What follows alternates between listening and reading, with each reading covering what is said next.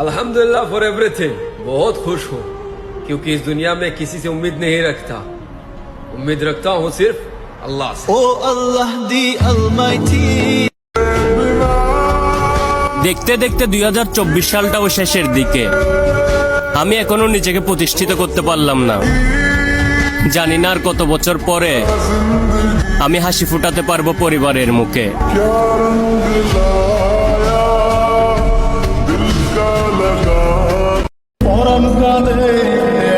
জীবনে কিছু পারি আর না পারি, 2025 সালে লাইফটা আমার চেঞ্জ করতেই হইব।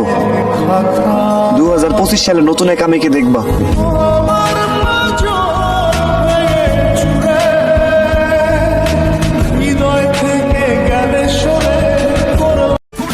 ওই দেখ, দেখতেছস?